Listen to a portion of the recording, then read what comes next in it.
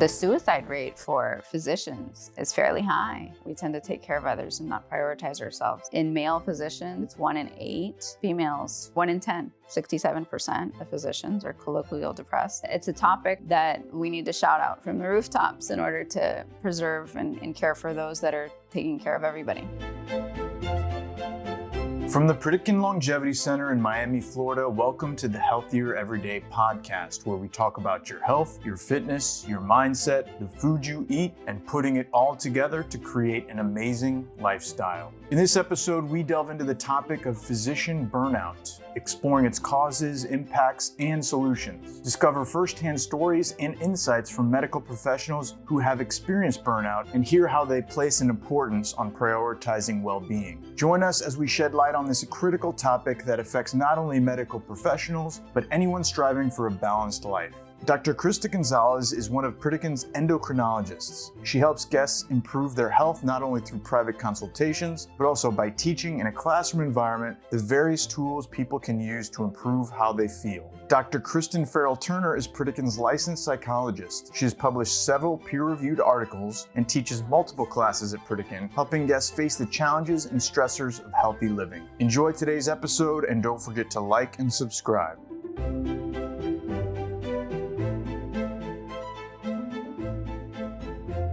So the topic of burnout and well-being and mental health is really more of your profession, but I think that it definitely applies to everybody, as you know so well. A personal story is that I suffered from burnout in the past, and something that somebody asked me recently was, what have you learned from being at Pritikin? And one thing that I think is the most valuable in my life moving forward really is to take care of myself and how to do it, which I'm sure you educate people about all day, every day. Some, I mean, most people come to Pritikin, of course, already pretty internally motivated to want to change. It's just they get a lot of the tools here, I think, of kind of how to do it. But I worked in other places. Well, and I should say too, I mean, every now and then we might get a guest here who's, maybe a little on the fence, a little ambivalent, they kind of want to, but it's kind of like, oh, it's a lot. I need to change about my life. And sometimes it's like a spouse that's kind of, gently nudging them here. But definitely in some other work that I do, not necessarily here Pritikin, I do work with people who maybe, again, unlike a lot of our Pritikin guests, maybe don't even realize that all of this is starting to add up, and it's going to break at some point. And they're not really recognizing a lot of the signs and symptoms early enough. So, and then it gets to a place where then they're really stressed and burned out. Maybe even then, clinically depressed. So it's more about kind of recognizing it earlier, I think. If you're trying to lose weight, overcome some health issues, or just feel better, eating processed foods with too much sugar and too much sodium is going to prevent you from hitting these goals. Well, let's face it, sometimes eating healthy food can be boring. My name is Vince Delapola. I'm the executive chef here at Pritikin Longevity Center. It's my job to make sure that the cuisine we serve you at the Pritikin Longevity Center not only meets our health standards laid out by our physicians and our nutritionists, but it's also flavorful, exciting, and something new for our guests to experience. That's why my team and I have been working on our new menu for our grand reopening. If you're looking for a place where you can enjoy flavorful, whole, and unprocessed foods that are going to help you hit your goals and live completely, come and dine with us at the Pritikin Longevity Center. Hope to see you soon.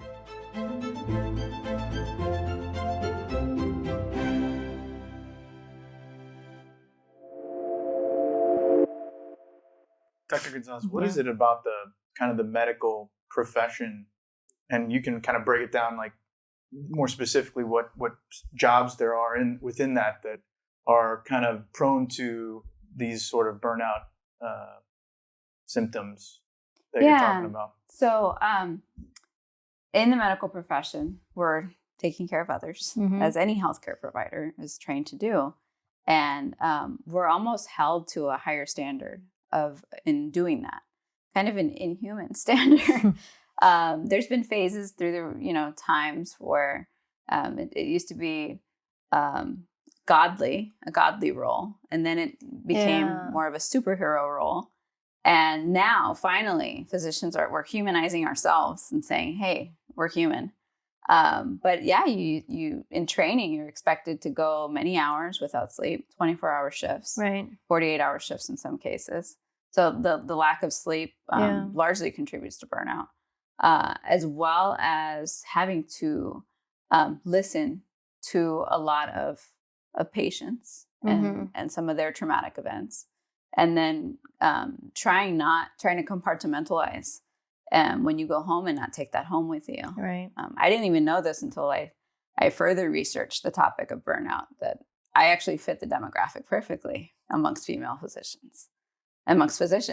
So being female, being young, being a mom, I have a 3-year-old, and then also being married to another physician or another professional with demanding hours, all put you at increased risk of burnout. Yeah.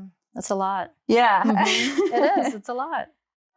So, all the risk factors are there. Right.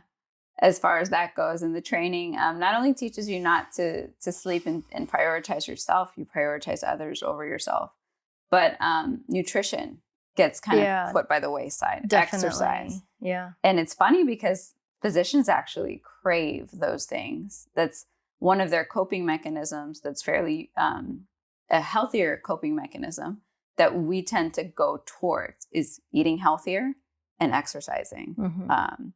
And physicians are fairly resilient in their journey throughout burnout and have high recovery rates because of their healthier coping mechanisms. But again, the key is recognizing when you're burning out. So some of of that education, we often don't know until a colleague will talk to us, or a family member will talk to us and ask, "Hey, are you okay? How's it going?"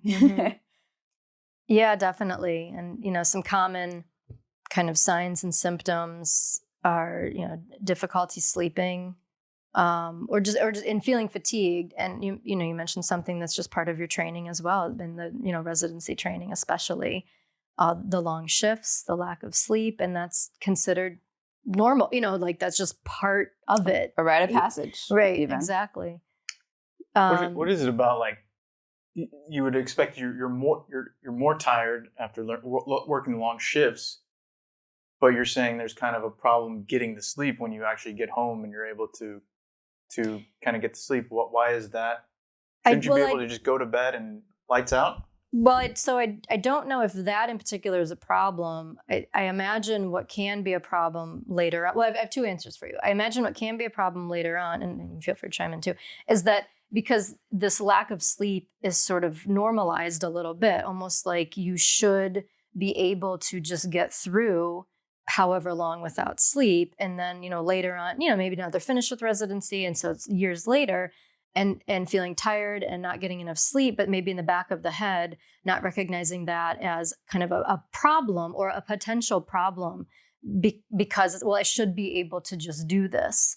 So I think that's one thing. I hope that makes sense. And then another thing also, and it's certainly possible that people who have these shifts, especially like nighttime shift workers of any type of job or career, you don't get the same good quality sleep during the daytime. So if somebody were to finish a night shift, say, and get home at, 7 or 8 a.m. and then fully intend to sleep, a solid 7 or 8 hours, or hope to, I've known people, nurses in particular, who did night shifts.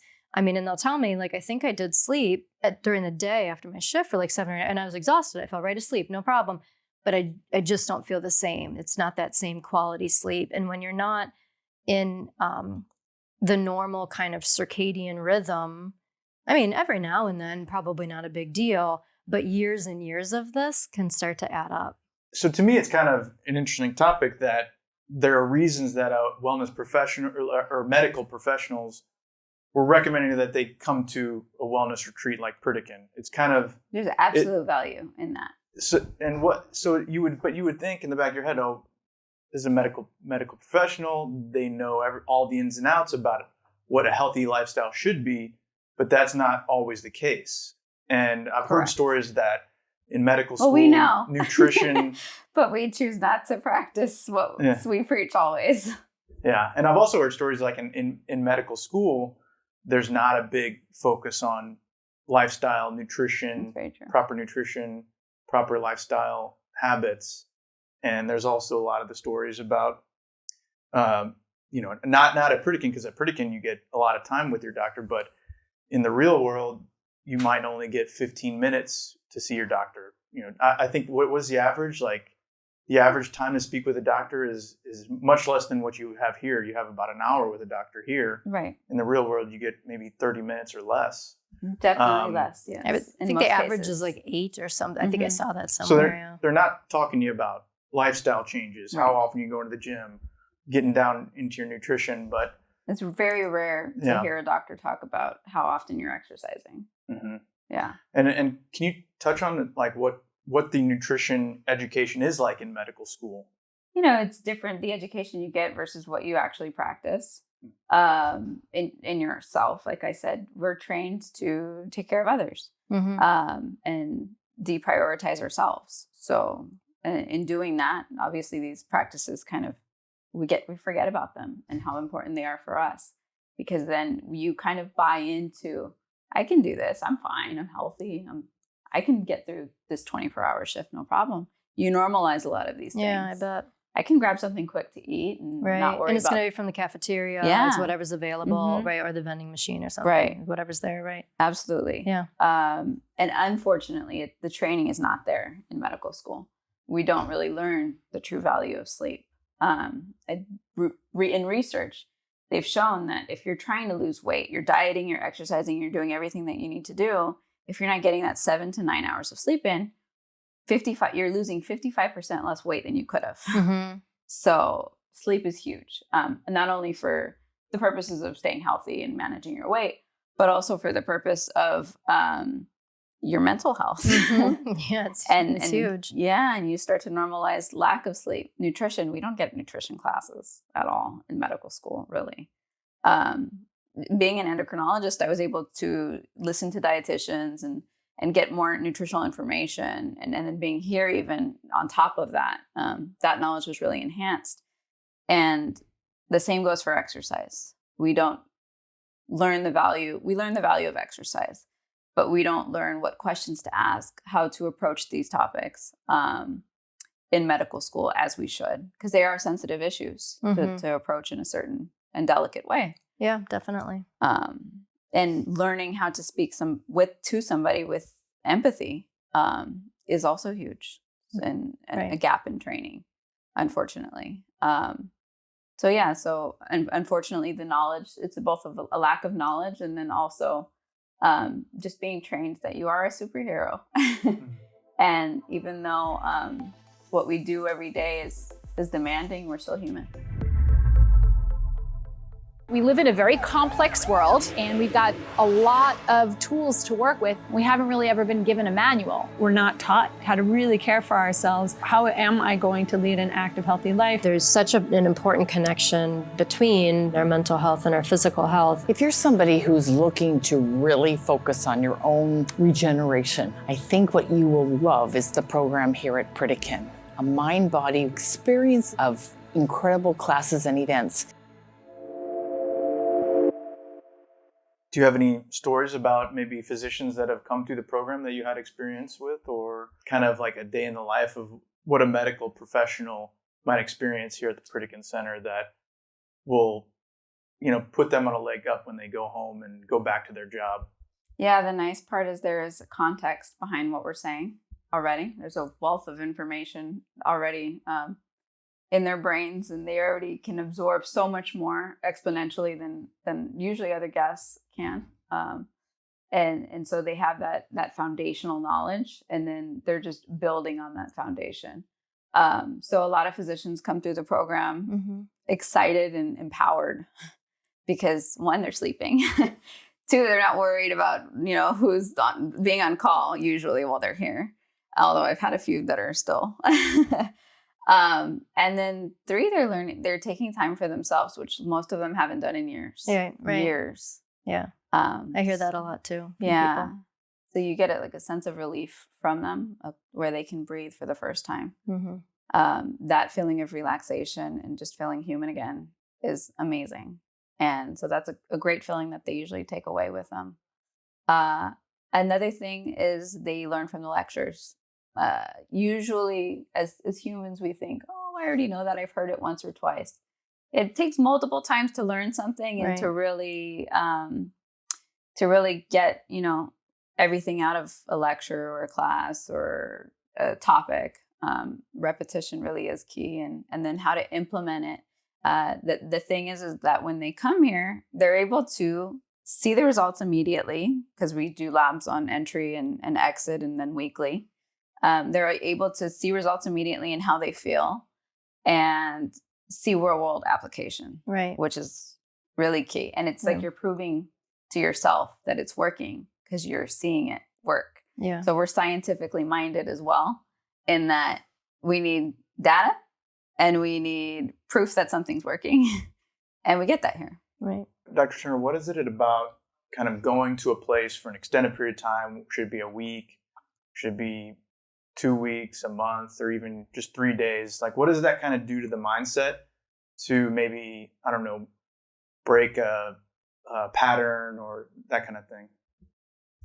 Well, they spend whether they are healthcare workers, physicians, nurses, or anybody else, or anybody, they're fully kind of immersed in all of this, and they're usually taking time off from other obligations. Usually, I get also the occasional person who says, "Oh, I've got a work meeting," and and some of them try to kind of stay on top of their emails to some extent too. Partly because they know it'll be more stressful if they don't do that when they get back. They'll say, "I'll have 200 emails in my inbox," but so they might be doing some work or taking care of other types of obligations while they're here, but mostly they're really focused on themselves and their own health and broader well-being while they're here.